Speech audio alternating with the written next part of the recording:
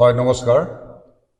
যোৱা ৩ মে তাৰিখে ঐতিহ্যমণ্ডিত চাবুৱা আঞ্চলিক ৰঙালী বিহু সন্মিলনৰ শেষ কাৰ্যসূচী আমাৰ সাংস্কৃতিক সন্ধিয়া আছিল আৰু সেই সাংস্কৃতিক সন্ধিয়ালৈ আমি আমন্ত্ৰণ জনাইছিলোঁ প্ৰিয়ংকা ভৰালীক। আৰু অনুষ্ঠানটি খুব সুন্দৰভাৱে সুচাৰুৰূপে চলি আছিল আৰু শেষ নিশা প্ৰায় ২ বজি ওচৰা-ওচৰি এটা অপ্ৰীতিকৰ ঘটনা আমি প্ৰত্যক্ষ কৰিবলৈ পালোঁ। যিহেতু সেই সময়ত মই সভাপতি হিচাপে আৰু মোৰ সহযোগী উপসভাপতি কাৰ্যকৰী সভাপতি সকলো আমি প্ৰথম শাৰীতে বহি আছিলোঁ, সকলোখিনি প্ৰত্যক্ষ কৰি আছোঁ। আৰু মঞ্চতো শিল্পীসকলে যেতিয়া গীত পৰিৱেশন কৰিছে, বাদ্যযন্ত্ৰ তেওঁলোকে সংগত কৰিছে, তেতিয়া আমাৰ সমিতিৰ সম্পাদকসকল আটাইকেইজনে আমাৰ মঞ্চত উপস্থিত আছিল। গতিকে আমি যেতিয়া অবাঞ্ছিত অনাকাংক্ষিতভাৱে এজন যুৱক উঠি গৈ চেলফি ল'বলৈ গৈছিল আৰু সেই চেলফি ল'বলৈ যাওঁতে প্ৰিয়ংকা ভৰালীয়ে সপুষ্পময় কথা কেইটামান ক'লে আৰু সেই কথাকেইটাত আমাৰ সমিতিৰ কেইজনমান সদস্যই খুব আৱেগিক হৈ তেওঁ ছাত্ৰজনৰ ওপৰত হতাহতি হ'ল। আৰু সেই ক্ষেত্ৰত আমি ক'ব বিচাৰোঁ যে প্ৰিয়ংকা ভৰালীয়ে যি মন্তব্য প্ৰকাশ কৰিছিল আৰু সেই মন্তব্য মতে তেওঁ কৈছিল যে এইটো আমি হাঁহি মাতি ইয়াতে এৰিম আৰু এইখিনি কথা। আৰু কিন্তু গৈ তেওঁ গুৱাহাটীৰ পৰা পুনৰ আকৌ ফেচবুকত তেওঁ লিখিলে যে মঞ্চত তেওঁ শাৰীৰিকভাৱে অপদস্থ হৈছে বুলি। সেইখিনি আমি খুব দুখ পাইছোঁ। এটি ক'ব নালাগিছিল তাই।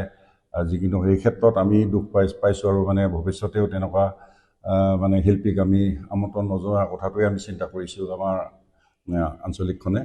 আৰু যি অপ্ৰীতিকৰ ঘটনাৰ সৃষ্টি হৈছিল, সেই অপ্ৰীতিকৰ ঘটনাৰ বাবে আমি যিকেইজনৰ লগত আমাৰ সমিতিৰ মানুহ মেম্বাৰ সদস্যই তেনেকুৱা ধৰণৰ হতাহতিত লিপ্ত হৈছিল, আজি ৰাজহুৱাভাৱে আমি চাবুৱাৰ পৰিদৰ্শন বাংলো যিটো আছে ভৱন, তাৰ সন্মুখতে আমি গোট খাই আৰু আটাইকেইজনৰ সমিল মিলাপ্ৰীতি আৰু মাপ খোজা এটা আমি কাৰ্যসূচী লৈছিলোঁ। আৰু তাত যিসকল আমাৰ ৰাইজ আছিলে, প্ৰমুখ্য কৰি বিষয়ববীয়া সকলো উপস্থিত আছিল। আৰু যিজন ছাত্ৰ চেলফি ল'বলৈ গৈছিল আৰু তেওঁ ঘটনাত পতিত হৈছিল, তেওঁৰ গাঁৱৰ সন্মুখৰ ৰাইজো আহিছিল আমাৰ ওচৰলৈ আৰু চাবুৱাবাসী ৰাইজৰ সন্মুখত আজি মিলাপ্ৰীতি এটা পৰিৱেশ সৃষ্টি হ'ল।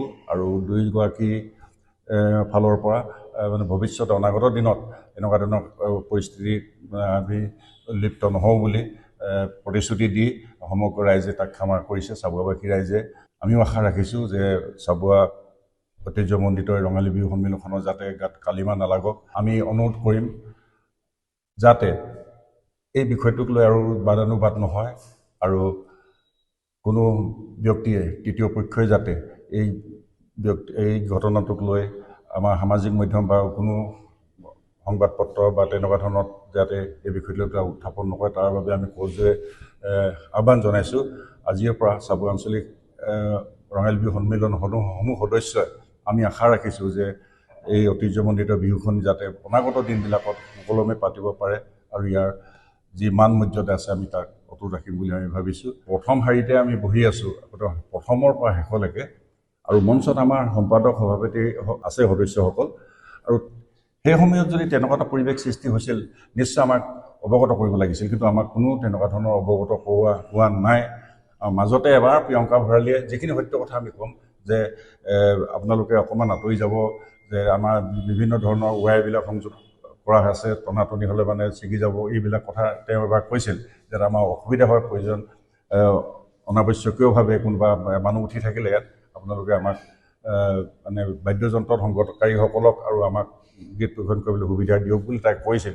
কিন্তু কোনো প্ৰত্যক্ষ আমাৰ হোৱা নাই যে তাই কৈছে যে মোক শাৰীৰিকভাৱে অপদস্থ হৈছোঁ বুলি, কিন্তু আমি তেনেকৈ দৃষ্টিগোচৰ হোৱা নাই।